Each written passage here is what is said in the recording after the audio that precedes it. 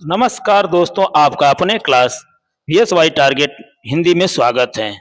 तो प्रतिदिन की तरह ही दोस्तों आज प्रेमचंद के जीवन परिचय के बारे में हम चर्चा करेंगे, उनकी रचनाओं को देखेंगे। तो आइए शुरू करते हैं प्रेमचंद का जीवन परिचय। तो दोस्तों आपको मालूम ही होगा कि प्रेमचंद का मूल नाम धनपत राय श्रीवास्तव यानी धनपत राय था। जन्म 31 जुलाई 1880 उत्तर प्रदेश में हुआ था, जो बनारस के पास में है, लमही वहीं पर। निधन 8 अक्टूबर 1936 में बनारस उत्तर प्रदेश में ही हुआ था। प्रेमचंद का जन्म 31 जुलाई 1880 को बनारस के पास लमही नामक गांव में एक किसान परिवार में हुआ था। नाम रखा गया धनपत राय। पिता का नाम मुंशी अजायब राय और माता का नाम आनंदी देवी था। किसानी से गुजारा न होता तो पिता ने डाकखाने में 20 रुपए पगार पर मुंशी की नौकरी कर ली थी। 7 वर्ष के थे तो माता का देहांत हो गया और पिता ने दूसरा विवाह कर लिया। 15 की आयु में उनका विवाह करा दिया गया और 16 की आयु में पिता भी चल बसे। यानी जब प्रेमचंद 16 साल के थे तो इनके पिता की मृत्यु भी हो गई। आगे देखेंगे इनके बारे में। प्रारंभिक शिक्षा गांव के मदरसे में हुई। गांव में रहते थे और हाई स्कूल की पढ़ाई करने शहर जाते थे। ट्यूशन पढ़ाते थे और रात में कुप्पी जलाकर खुद पढ़ते थे। 10वीं पास कर कॉलेज में दाखिला लिया। मेहनत बहुत करनी पड़ती थी। हिसाब की परीक्षा में 2 बार फेल हुए। फिर शहर में रहने लगे। एक वकील के लड़के को ट्यूशन पढ़ाते थे और अस्तबल के ऊपर कच्ची कोठरी में रहते थे। पढ़ने लिखने का चस्का पहले ही लग चुका था। उन्होंने स्वयं लिखा है, इस वक्त मेरी उम्र कोई 13 साल की रही होगी। हिंदी बिल्कुल न जानता था। उर्दू के उपन्यास पढ़ने का उन्माद था, इनकी आदत थी। उन दिनों मेरे पिता गोरखपुर में रहते थे और मैं भी वहीं के मिशन स्कूल में 8वीं में पढ़ता था, जो तीसरा दर्जा कहलाता था। रेती पर एक बुक सेलर बुद्धिलाल नाम का रहता था। मैं उसकी दुकान पर सारे दिन तो बैठ न सकता था, इसलिए मैं उसकी दुकान से अंग्रेजी पुस्तकों की कुंजियां और नोट्स लेकर अपने स्कूल के लड़कों के हाथ बेचा करता था और इसकी एवज में उपन्यास दुकान से घर लाकर पढ़ता था। 2-3 वर्षों में सैकड़ों ही उपन्यास पढ़ डाले होंगे। 10वीं की परीक्षा क्वींस कॉलेज बनारस से पास की। 18 रुपए मासिक पर अध्यापक की नौकरी करने लगे थे।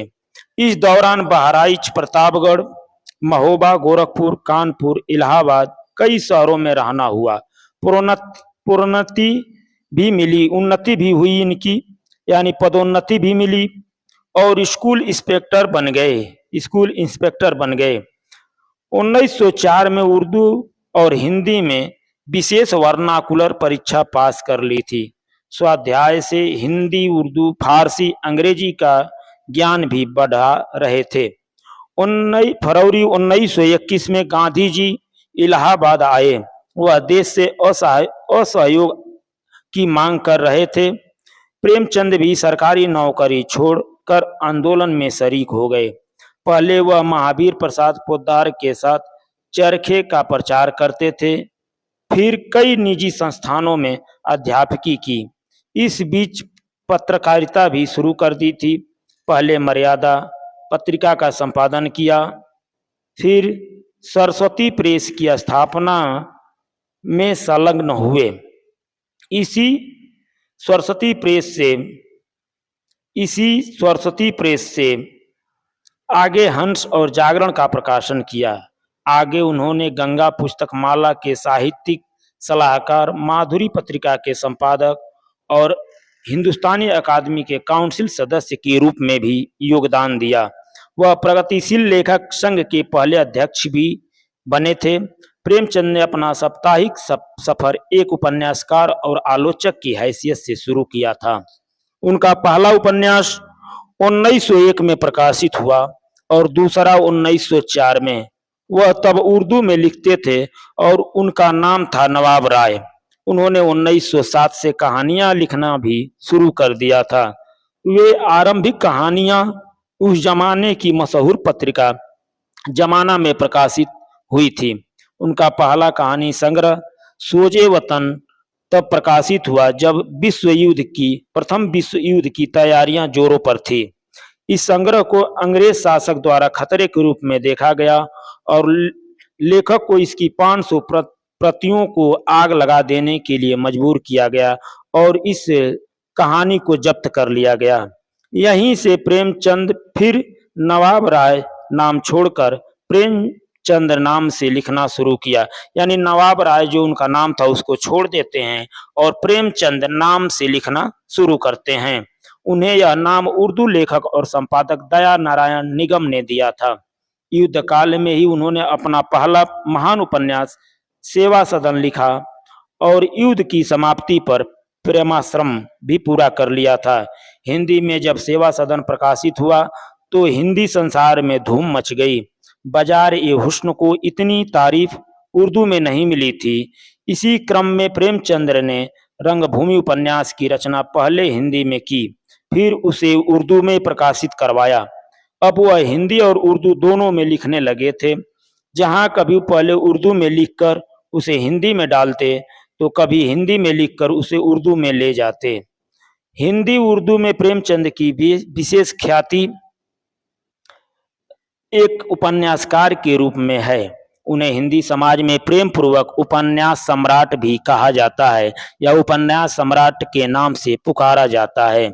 उनके उपन्यास समाज के विभिन्न पक्षों को उद्घाटित करते हैं। हिंदी उपन्यास के इतिहास में उनके समय को प्रेमचंद युग के नाम से जाना जाता है। यानी हिंदी उपन्यास के इतिहास में उनके समय को प्रेमचंद युग के नाम से भी जाना जाता है। वह हिंदी के अत्यंत लोकप्रिय और कहानीकार भी हैं। जयशंकर प्रसाद के साथ वह हिंदी कहानी की विकास यात्रा में एक युग का निर्माण करते हैं। उन्होंने उद्देश्यपरक कहानियां लिखी हैं जहां जीवन की सच्चाई को भाषा की सहजता सरलता में प्रकट किया गया है। नाटक विद्या में भी उनकी रुचि रही और इस क्रम में उन्होंने 3 नाटकों की रचना की, जबकि कुछ नाटकों का अनुवाद भी किया। लेखन के आरंभिक दौर में उन्होंने टैगोर की कहानियों का भी अनुवाद किया था। प्रेमचंद ने विपुल मात्रा में वैचारिक गद्य भी लिखा जो उस दौर की प्रमुख पत्रिकाओं में प्रकाशित होते रहे। स्वयं एक संपादक और पत्रकार के रूप में उन्होंने समय और समाज के मसलों पर गंभीर टिप्पणियों के रूप में योगदान दिया। प्रेमचंद की रचनाओं का देश विदेश की विभिन्न भाषाओं में अनुवाद किया गया। उनकी रचनाओं में फिल्म, टीवी सीरियल का निर्माण हुआ और उनके नाट्य मंचन भी किए गए। आइए इनकी प्रमुख कृतियों के बारे में चर्चा करते हैं। जैसे उपन्यास सेवा सदन, प्रेमाश्रम, रंगभूमि, प्रतिज्ञा, गबन, कर्मभूमि, गोदान, मंगलसूत्र अपूर्ण रह गया। कहानी संग्रह सप्त सरोज, नवनिधि, समर यात्रा, मानसरोवर 8 खंडों में प्रकाशित है। चर्चित कहानियां 2 बैलों की कथा, ईदगाह, ठाकुर का कुआं, पूस की रात, कफन, बूढ़ी काकी, पंच परमेश्वर, 2 बैलों की कथा, बड़े घर की बेटी, नमक का दरोगा, कर्मों का फल, बलिदान, शतरंज के खिलाड़ी। नाटक संग्राम, करबला, बलिदान। बाल साहित्य राम कथा, कुत्ते की कहानी, मनमोदक। तो ये थी प्रेमचंद की रचनाएं और उनका जीवन परिचय। हम भरसक उनकी जीवनी को संक्षेप में बताने की कोशिश किए हैं। मैं उम्मीद करता हूं कि आप लोगों को इस कहानी या इनके जीवन परिचय से ज्ञान मिला होगा। किस तरह संघर्ष करके इतनी ऊंचाइयों पर गए यह हमें मालूम हुआ। तो आज के लिए इतना ही।